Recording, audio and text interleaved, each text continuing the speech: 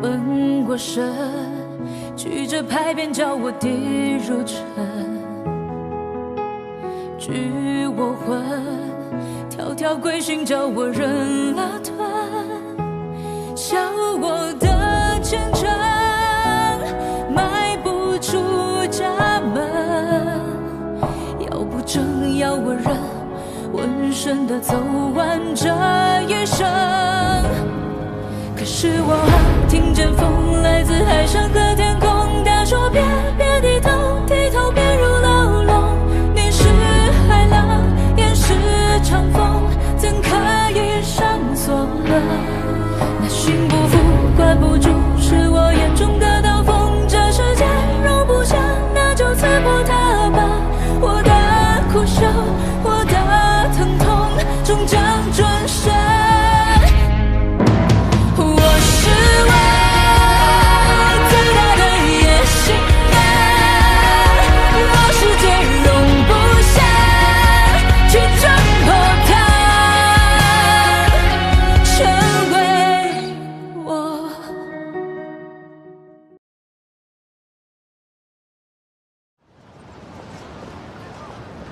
田通道在五卅惨案之后表现得十分积极，他组织罢市，还带头捐款，所以在很大程度上是挽回了一些人心的。而夏老板这边，5月之前捐赠的那50万盒的防疫伞，还有文氏大药房追加的补脑丹，也是让很多的工会成员对夏老板刮目相看。那下周的选举到底谁会胜出？目前很难说。哎。送了那么多药，又花了那么多钱，现在却换来个很难说。送药之前，我们的支持率是2成，现在我想也到了5成。哎，红年，这个田通道为人刻薄，做事又斤斤计较。那为什么他在工会上还有近5成的支持率呢？有这么多些人支持他，是因为有一部分人呢是田家的世交，还有一些人是田家的族人，另外还有相当一部分人是因为忌惮田大少的势力。势力？田家在上海跟政界的关系一直维持得不错，从最早的陈其美到后来的王国栋、卢永祥、齐燮元，他们家都能左右逢源。那这么说，下周的选举咱们赢定了。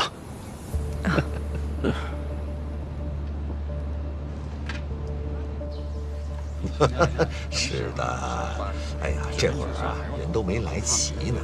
等一会儿人到齐之后，这边全部都会坐满，啊，就显得人更多了。人到齐了，肯定还要多。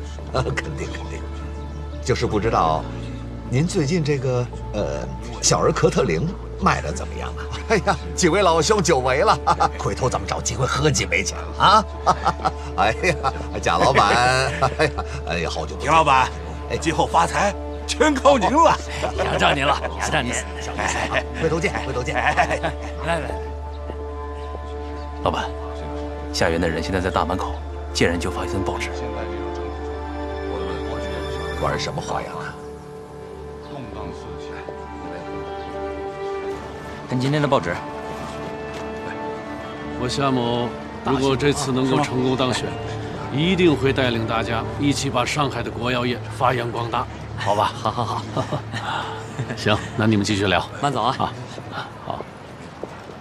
李先生，看见没有？汉卿的原话可是这么写的：但凡有人触犯军法，骚扰百姓，必以军法处置。是。所以我想，夏元呐，真没想到啊，你居然敢公开贿选。田大少这话说的，我有点摸不着头脑啊。你以为我真看不出来，你耍的是什么花样吗？你是说我在用报纸贿选？一份报纸，4个铜板。如果这个都能贿选的话，那工会成员也太容易被收买了吧？是，这报纸啊，确实是4个铜板一份儿，但是这报纸里边究竟加了什么，那可就谁都不知道了。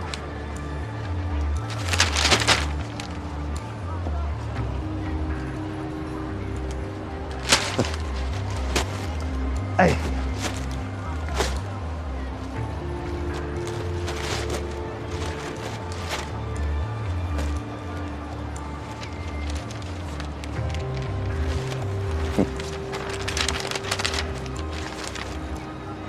哦呦，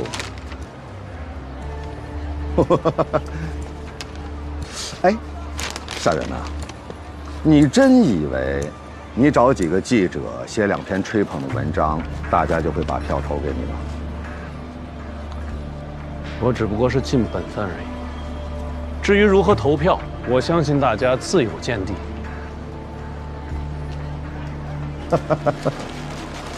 早知道你那么惨，我就不会花那么多功夫来对付你。唉，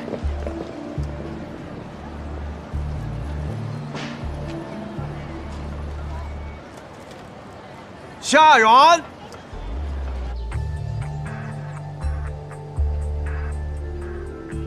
夏元，田同道，李启忠，夏元，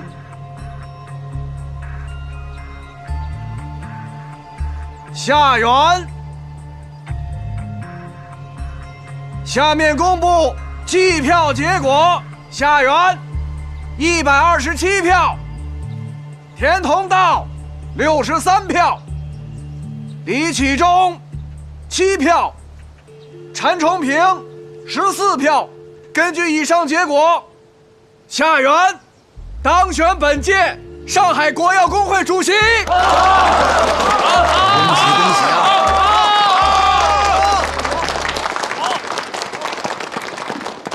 感谢各位同仁的支持，我夏某将继续仰仗各位，让我们一起把上海国药业发扬光大。好。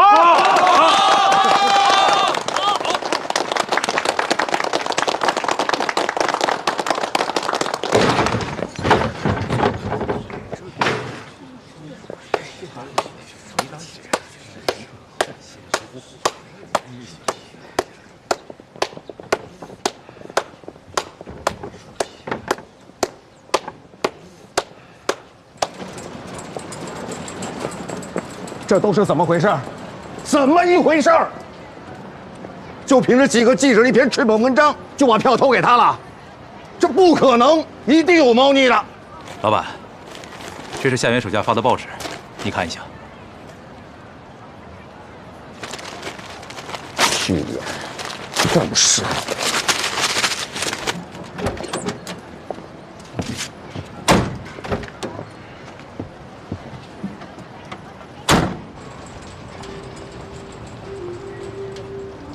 夏元怎么会和东北军搭上关系呢？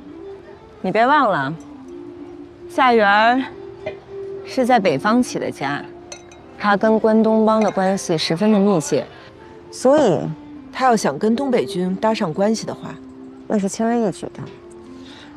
那一张照片，为什么就能拉来选票呢？哎，这就是他的厉害之处。夏元利用他跟少帅的那张合影，暗示他跟上海现在最有势力的人关系十分好。而那些工会成员呢，当初为什么选田大少，也是因为田家跟政界的关系十分的密切，所以这次改投了夏元。同理，夏元确实厉害。我这次也学到了，做生意啊，不光要靠脑子、靠实力，还要学会借势。夏元这次就是借了东北军进上海的这个势。我也学到了。哎，你打算什么时候带我见夏初啊？哎，我现在都不知道他人在哪儿，我也不知道去哪儿找他。什么情况啊？你们俩这样还算谈恋爱吗？当然算了。哎呀，少华，他不会在骗你吧？怎么可能？男人没什么不可能的。我跟他虽然不常见面，但我觉得我跟他的心是相通的。你怎么变成这样了？变哪样了？变蠢了。对，蠢，而且还幸福着。好吧。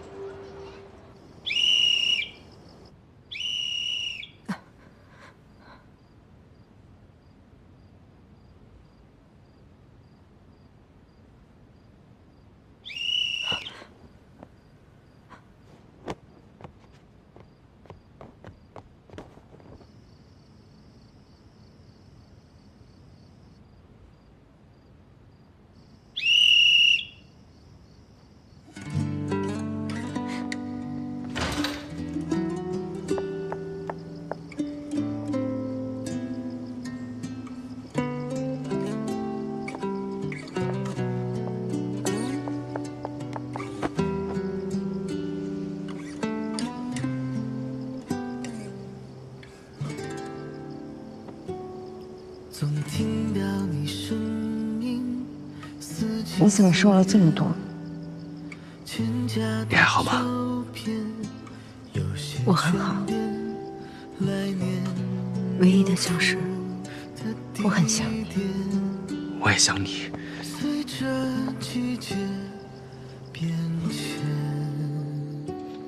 韶华啊，天亮前的时间都属于我们。韶华，我爱你！别喊了，别人都休息了。韶华，我爱你！别喊了，别人我都爱休息了。你！韶华，我爱你！这个白不可的，那不想想。在平凡的时间里走着，所沉淀的如一条长河，你我的动容留给谁了？没有翻过生活的。为什么会带我到这儿来3年前，你就应该在这里。我们本该一起从这里出发的，去法兰西。我订了3张船票，但最后上船的却只有我一个人。好在兜兜转转，我们终于还是来到了这里。Dreaming of home, dear old home.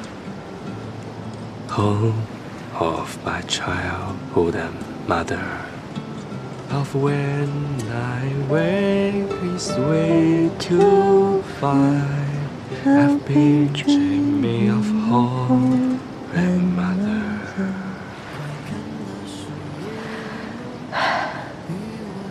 如果轩轩还活着，那该有多好！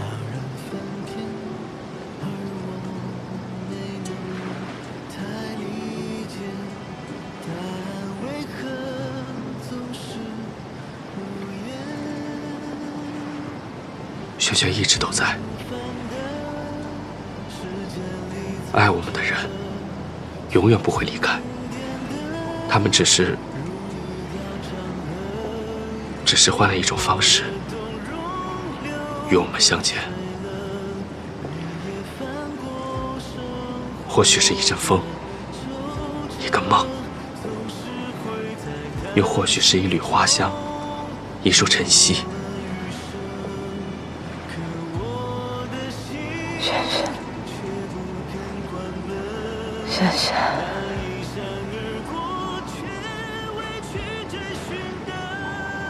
今晚的月色可真美。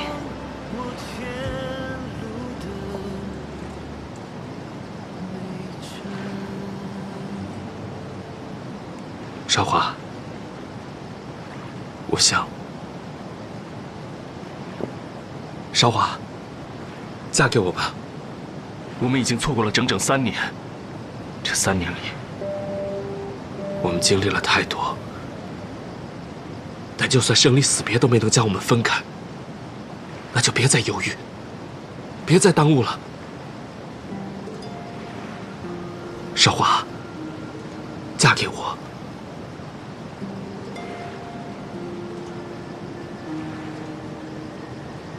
夏初，我必须要告诉你一件事情。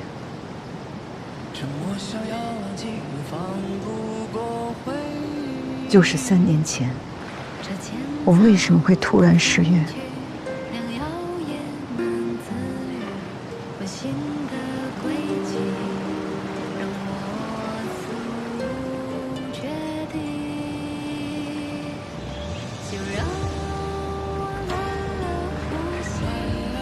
这就是为什么我3年前会突然失约。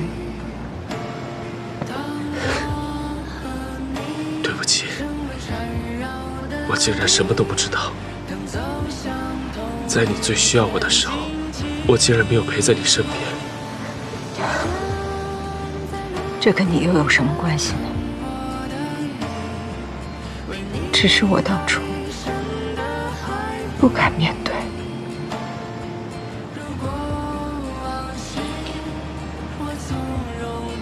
那现在呢？现在，我既然坐在这里，跟你提起曾经我根本就不敢碰触的往事，就证明我不仅能面对，我还放下了。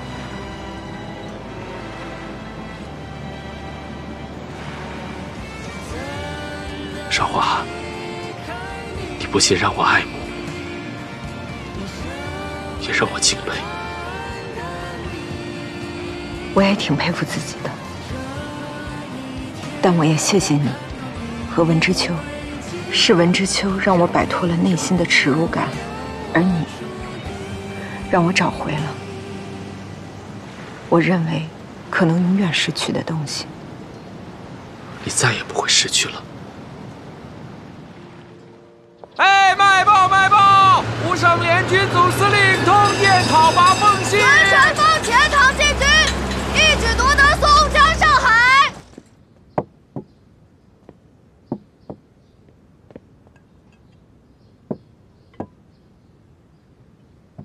来，夏初，跟娘干一个。这个奉军那么不经大。大哥在那些军阀身上押宝，本身就是风险极大的事情。哦，那你说说看，我在谁身上押宝就是对的呢？谁代表人民，就押谁。小叔，你这几个月都不回来，在忙些什么呢？他呀，忙的一定是大事。我今天回来是有件大事要跟娘还有大哥汇报。什么事啊？我要结婚了。哎呀，可是你在法国交往的那位同学，不是周建儒，他早就回欧洲继续攻读学位了。我和他去年就分手了。那你看上的是哪家小姐呀？快说。你们应该都认识，是韶华。就是跟你大哥现在做生意的那个。是。是之前土匪陈家的那个。是。你怎么能认识他呢？9年前就认识了，那个时候我就爱上了他，只是阴差阳错，一直错过。不是说文之秋对楚小姐有意思吗？是吗？从没听韶华提起过，应该不是什么大事。你要相中的是他，娘不同意。为什么？你知道他的历史啊？你们知道的我都知道，你们不知道的我也知道。那你为什么还要娶她呢？他的过去，只能让我更加的怜他、敬他、爱他。马上跟他断了。娘，我这辈子就认准他了。你要认准他，就别认我这个娘。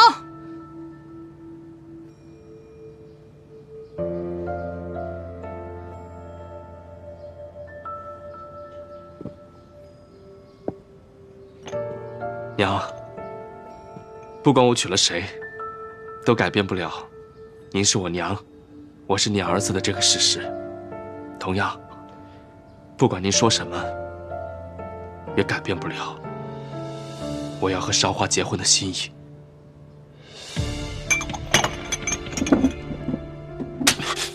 娘，你是要气死娘啊你！娘从小舍不得打你，今天我就非打死你！打死你！娘，我打死你！娘，打死你！是我的问题，你气死我了！是我当哥的不好，没教育好他。您打我，您慢慢打，您别伤着手。别伤了身子呀，娘。娘，这个老二，您是清楚的，认准的事儿，10头牛都打不回来。您让我好好劝劝他啊！您先别动气，好好休息休息。不能娶那个女人啊！娘，哎，咱去歇歇。我不同意，不能娶她，不能娶她。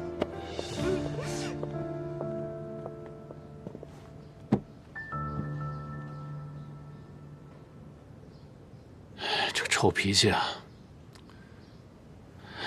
真是随了娘了。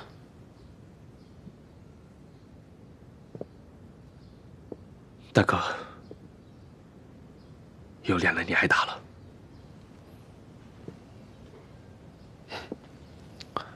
上次替你挨打，得是20多年前了吧？今天又找回感觉了。小楚，跟这楚韶华是来真的？当然。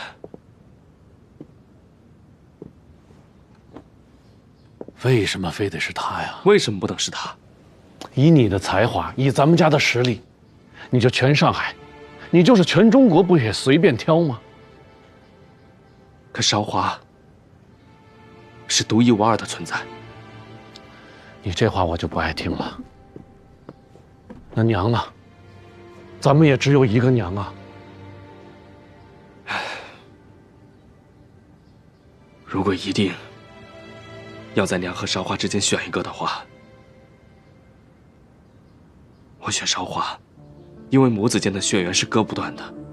但是我和韶华，如果断了，就再也找不回来了。那娘怎么办啊？她那么大岁数了，你如果这么任性的话，真把她气出个3长2短的，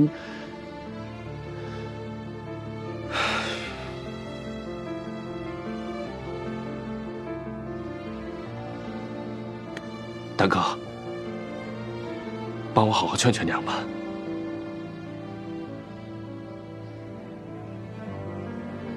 大哥，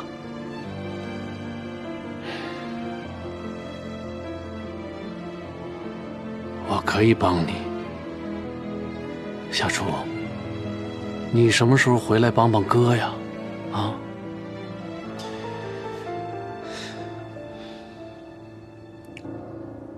等中国统一，时局太平，我一定回来帮你。时局太平，那得等到猴年马月呀。这一天很快就会到来。你是说这天下要大变？我先走了，学校那边还有点事情。小楚，我和韶华的事情就拜托大哥了。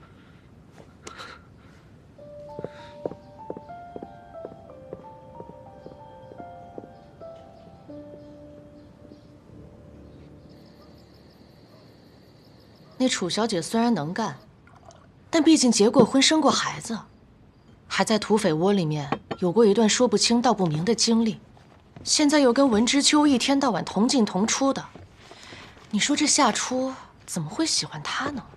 小叔从小就特立独行，他喜欢楚韶华这样的，他不奇怪。可是娘放话了，绝不可能，还让我告诉你啊，一定要想办法拆散他们。拆散，一个是我亲弟，一个是我合作伙伴，哪个是我能控制得了的？那你就什么都不管了？我倒是觉得呀，如果夏初跟楚朝华在一起，并不一定是件坏事。最终，如果他们结婚，对我的生意是利大于弊。你居然还支持他俩？现在唯一的问题是这个文之秋，如果因为这个终止和我的合作的话，我的损失可就大了。我得想个法子安抚一下他。那娘那边呢？娘那边，你想想办法，先让他消消气儿。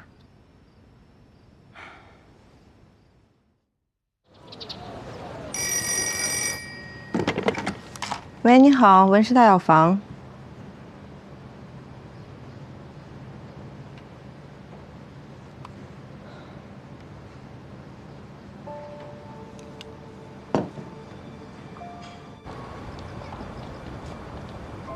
楚小姐，虽说我们今天是第一次见面，可是你以前的那些故事呢，我早就听说过了。老夫人，我对您也是久仰。那就直说吧。你过去的遭遇呢，我很同情；你现在的才干呢，我也很欣赏。你跟夏元一起做生意，我是10000个的赞成。可是你跟夏初结婚这件事，我是拼了老命都会反对的。但您的反对，一定没有什么效果吧？如果有的话，你就不会找我来了。你先别嘴硬。虽说现在是民国，讲究自由恋爱、自由婚姻，可我是夏初的亲娘，我的话他现在不听，他将来一定会听的。但以我对夏初的了解，他这个人，一旦做下决定，就没有人能够改变。其实我今天来也是为了你好啊，楚小姐。你想，一个根本就不可能的事，你何必要执着呢？你倒不如尽快放手。哎，趁着你年华正好，找一个跟你般配的男人，这不是更好吗？我觉得我和夏初挺般配的。哎呀，楚小姐，你这是睁着眼说梦话吧？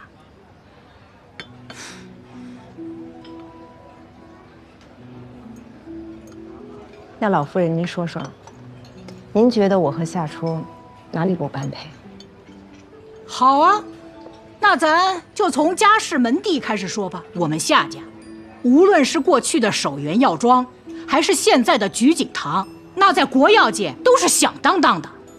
你们楚家呢？100年前在齐州可能还算得上，现在已经败落得没个样子了，这是不是事实啊？是。那我们再说说人。我们家夏初，早期在日本留学商科，后来又转到法国念书。不说学富五车吧，学贯中西倒是称得上。你呢？无论是现在的洋学堂，还是过去的私塾，你一天都没念过吧？倒是没有。还有你是结过婚的人，你又有过孩子，你现在的身份是个寡妇啊！我们家夏初呢，家世清白，无可挑剔。楚小姐，我们不是有意要提你的伤心事。我明白。这做人得讲道理嘛。你说你现在，你跟夏初般配吗？你配得上他吗？娘，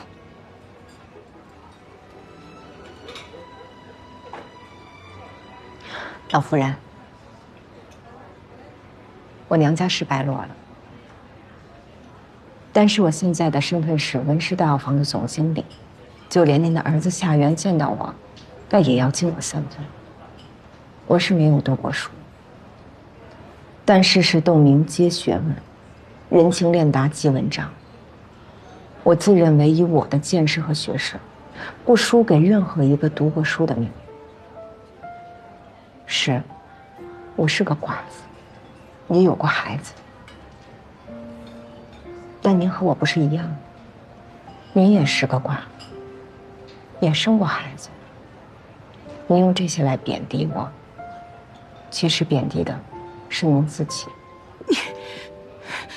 你就是配不上我们家夏初。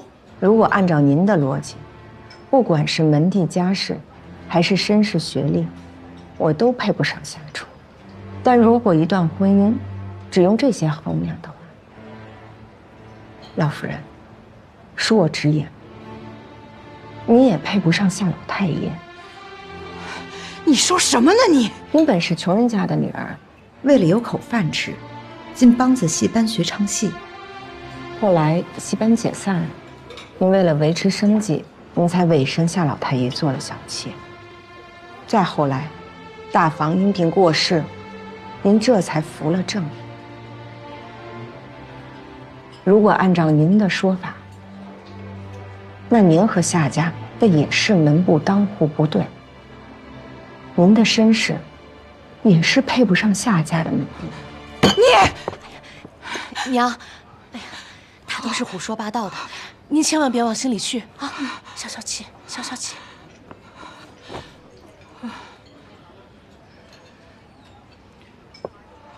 是，我刚才说的呢，都是胡说八道的。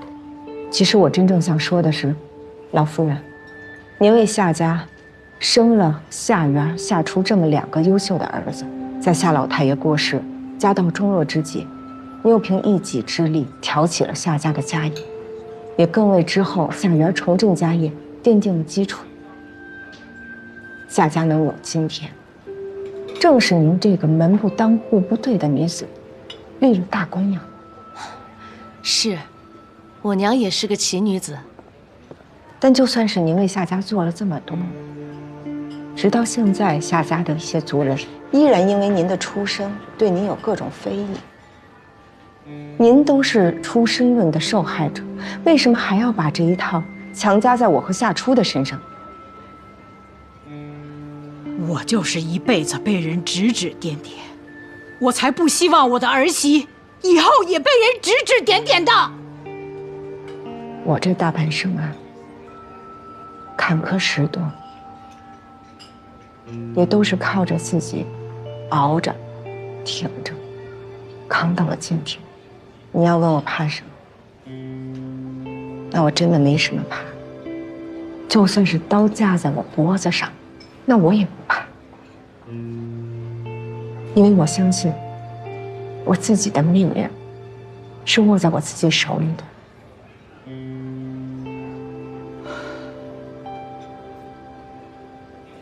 好，今天你是铁了心要跟我作对是吧？我只是铁了心了，想和夏初痛痛快快的爱一场。不可能！咱们走着瞧。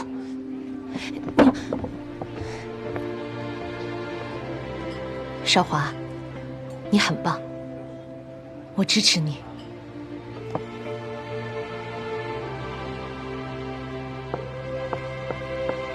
娘，接下来这2年，国内的局势会更动荡，咱们一定得早做打算。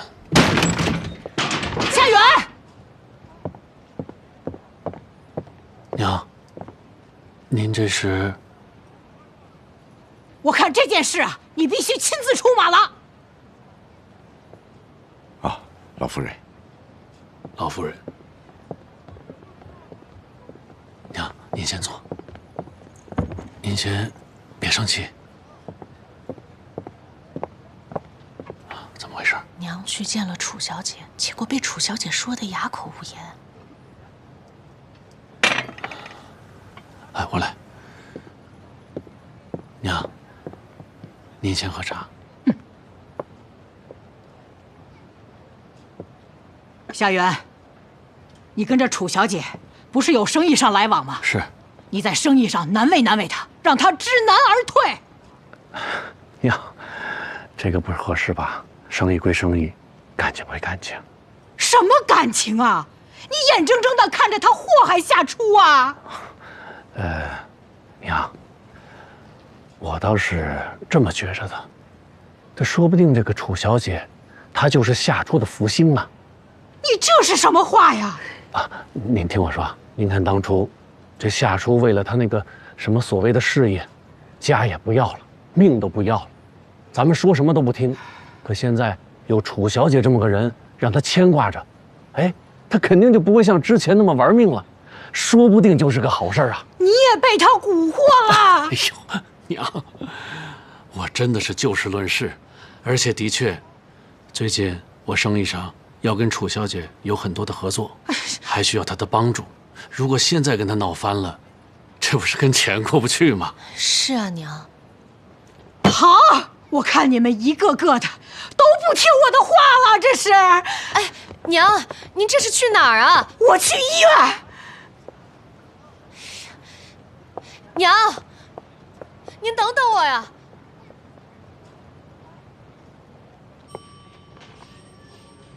好，我知道了，我考虑一下。那你这次就细心一点，不要再搞错了。楚小姐，有人找你。哎，你弄好了以后再来找我对一下。好的。好。你怎么来了？听大嫂说我娘今天找过你，还说了一些很不好听的话。没事。对不起，没把家里人的工作做好，让你受委屈了。你放心吧，我是不会让自己受委屈的。那就好。其实，你娘吧，之前还挺认可我的，她总是让你大哥给我传话，说让我没事的时候去你家常坐坐。但是现在，我也理解她。可能我对她来说，是她最恨的人吧。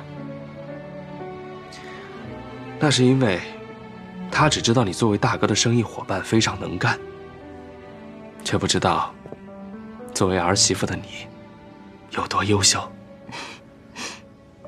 我娘的事情我来处理，你就不用操心了。那我总也得做点什么吧？你只需要做好一件事情，专心和我恋爱。我晚上8点之前都没事，要不我请你吃个饭？行，哎，我带你去见一个人。陈辉，陈辉，来，姐，哎，陈辉，这是夏初。经常听李姐提起你，你好啊。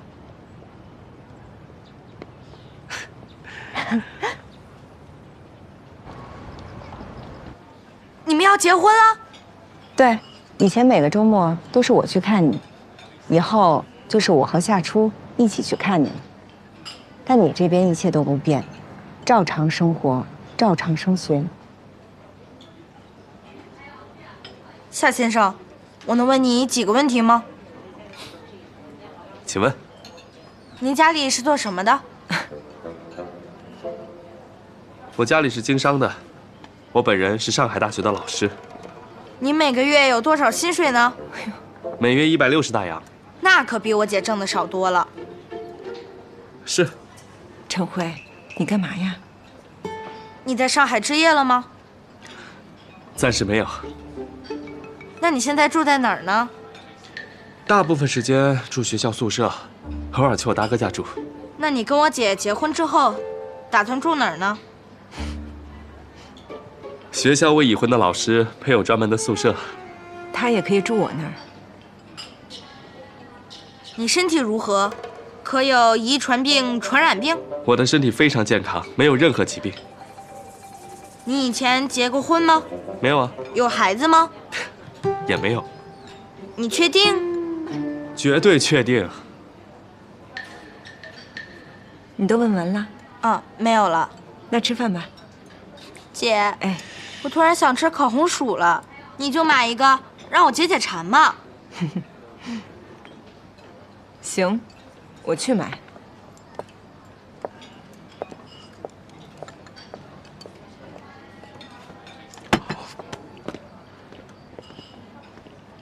姓夏的，你给我听好了，就你这条件，根本配不上我姐。既然让我姐认了你，我也不说什么了。我只有一个要求，对我姐好。你别看我年纪小，我10多年前就在江湖上混了。你要是敢对我姐不好，我跟你玩命！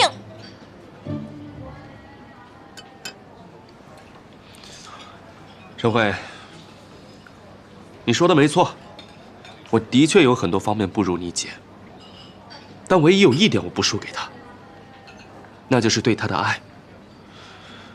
我和你姐经历了很多波折，才能走到今天，所以我很珍惜她，也很看重她的家人，我一定会对她好，让她从此以后只有幸福和开心，没有痛苦和悲伤。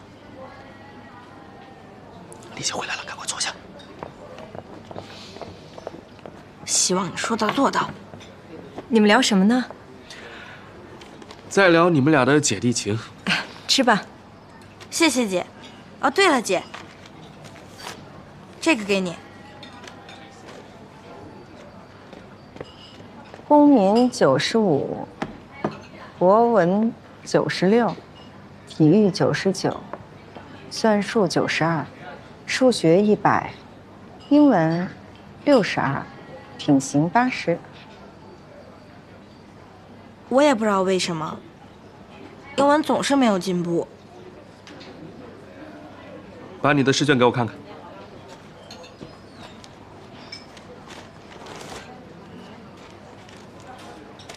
陈辉，没关系啊，慢慢来。那么多单词，怎么背都背不完。其实背英语单词也是有诀窍的，就跟汉字有偏旁和部首一样，英语单词也是有结构的。比如这个 progress， 就是由 pro 和 gress 2部分组成。pro 的意思就是向前 ，gress 的意思就是步，所以这个单词的意思就是进步。还真是啊。